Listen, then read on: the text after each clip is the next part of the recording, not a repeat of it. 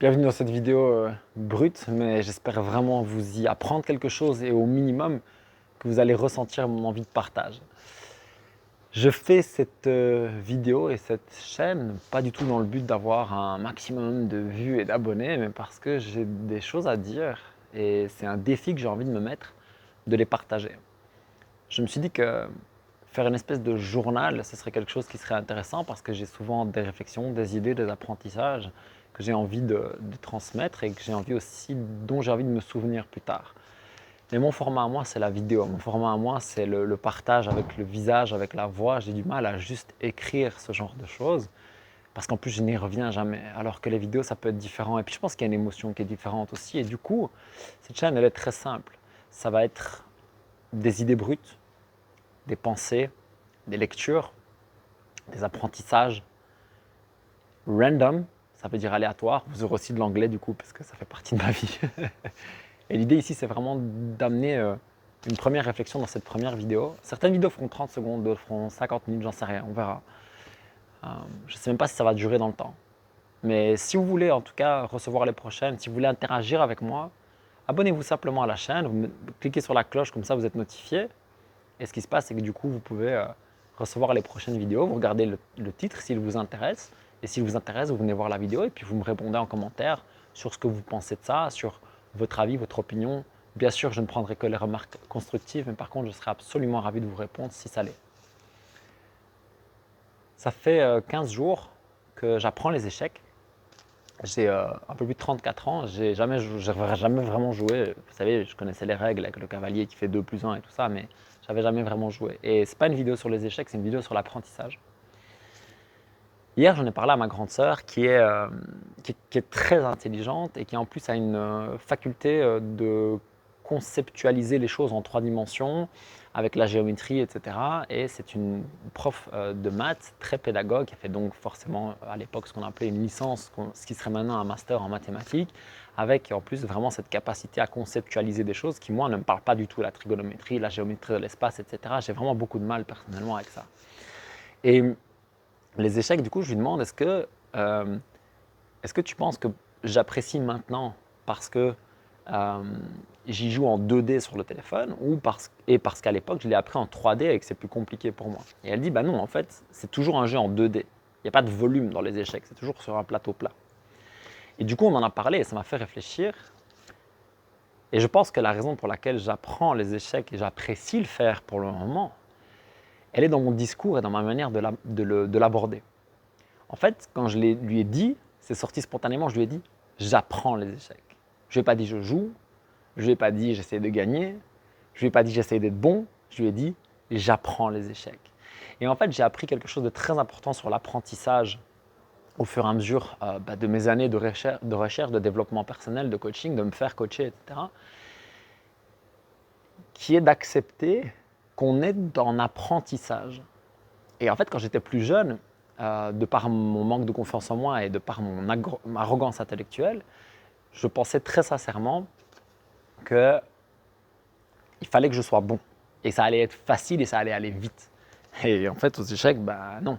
Il ne suffit pas d'apprendre les règles. Il faut comprendre le principe, il faut pouvoir penser quelques coups en avant, ce qui n'a jamais été mon point fort, etc., etc., etc. Et ici, je me suis dit, ok, factuellement, tu es nul, tu ne connais rien, donc tu vas te faire dégommer au début, mais ce n'est pas grave, le but c'est d'apprendre. Et du coup, j'ai vraiment complètement changé mon état d'esprit. Et l'idée, en fait, c'est vraiment je pense, de percevoir quand on est en phase d'apprentissage et quand on est en phase de pratique, de, de recherche de performance. Je m'explique. Pour le moment, parfois je rejoue au basket. J'ai joué au basket pendant 20 ans et j'ai atteint ce qu'on appelle un bon niveau, pas un très haut niveau, mais un bon niveau. Et j'étais dans cette logique de battre les autres et d'être toujours performant. Et je me rends compte maintenant que j'étais très peu en logique d'apprentissage. Parce que j'étais naturellement plutôt bon, parce que je jouais énormément et parce que j'avais des facilités au niveau compréhension de certaines choses dans le basket. Et du coup, je n'ai pas assez été dans l'apprentissage.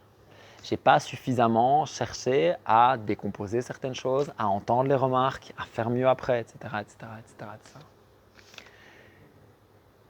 Et j'ai grandi avec ça.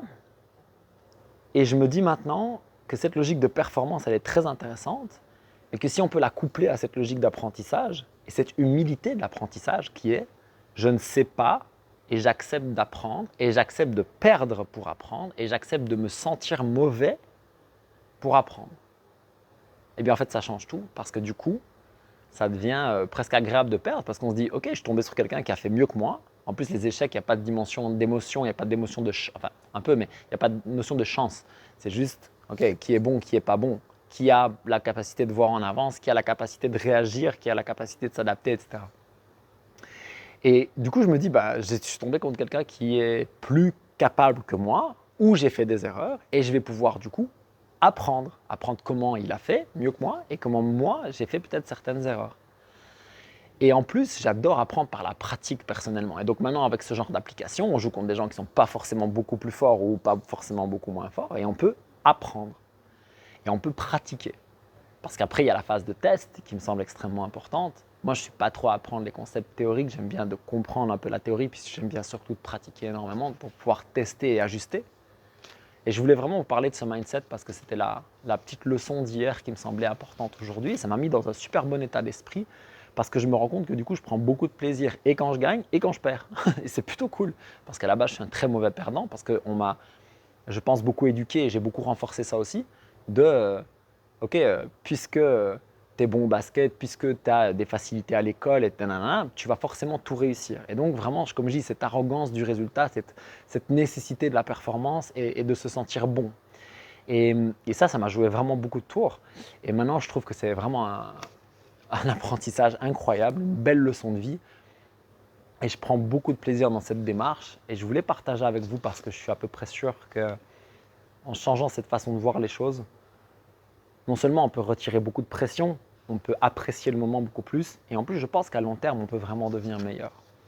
Mon objectif dans la vie, c'est jamais parfait, toujours meilleur.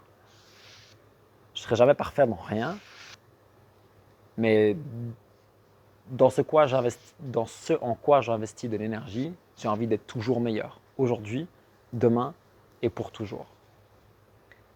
Si vous voulez d'autres partages comme celui-ci, comme je l'ai dit, cliquez simplement sur le bouton abonner à la chaîne, vous mettez la petite cloche, comme ça vous êtes notifié quand je sors une prochaine vidéo. Il y en aura à mon avis pas mal, en tout cas au début, parce que c'est un objectif que je me suis fixé, même s'il me fait un petit peu peur, je dois être tout à fait honnête.